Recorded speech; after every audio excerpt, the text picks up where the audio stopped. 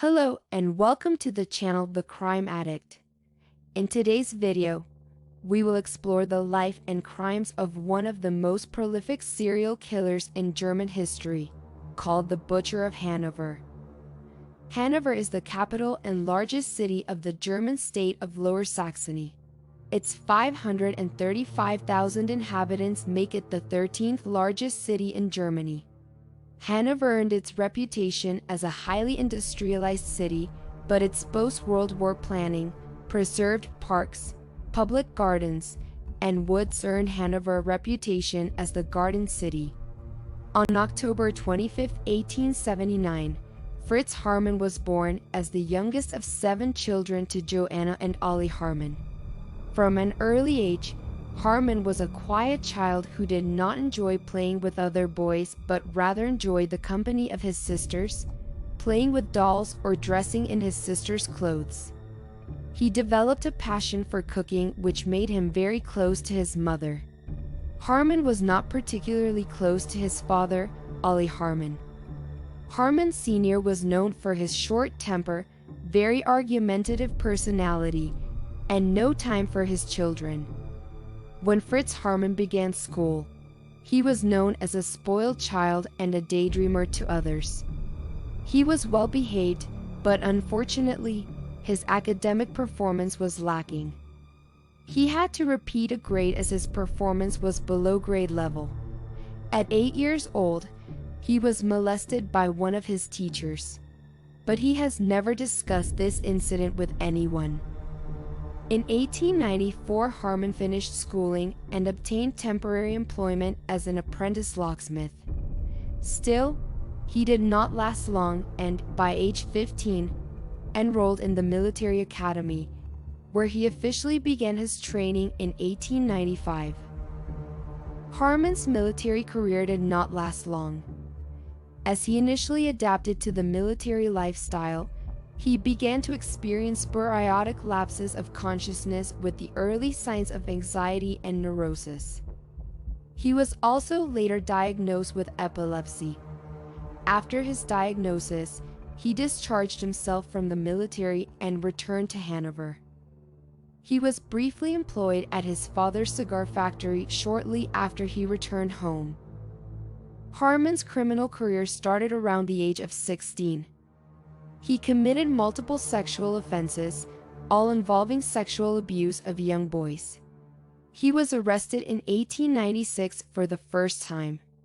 Haarmann was placed in a mental institution and given a psychiatric evaluation. He was deemed incurable and unfit to stand trial for the offenses he committed.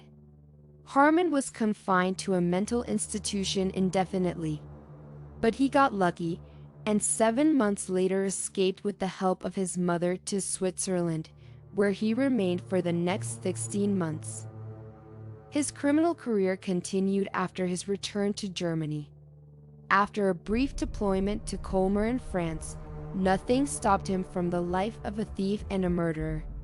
It is estimated that between the years 1918 and 1924, Haarmann killed at least 26 young males, but it is believed there were more victims. He preyed on young males between the ages of 10 and 22 years old. He lured them into his residence or a nearby cellar with the promise of food or other help. He killed them by biting their throats or strangling them.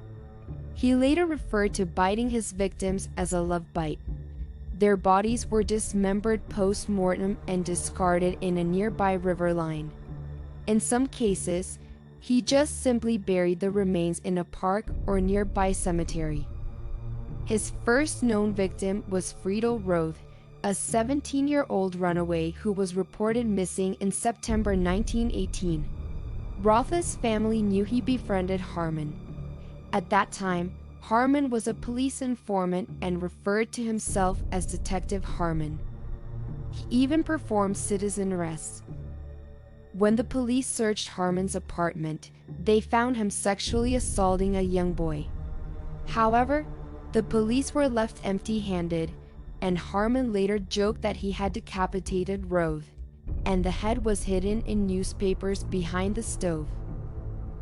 His second victim was 17-year-old Fritz Frank, a pianist Haarmann invited over to his apartment and later murdered. It is believed that Frank encountered Haarmann in the Hannover station waiting rooms at the Hannover train station. Haarmann continued killing by inviting the young man to his residence, dismembering them and throwing them into a nearby lake or river, or burying their remains at Stockmeyer Cemetery. He later sold the victim's possessions on the black market, but that is not all he sold.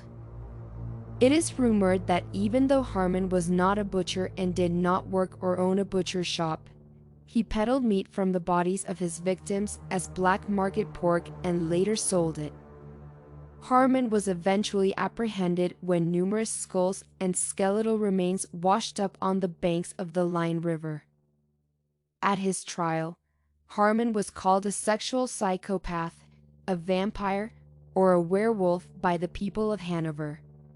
The city was shaken to the core by the heinous crimes, but also when it came to light that Haarmann was a police informant for years when he committed the crimes.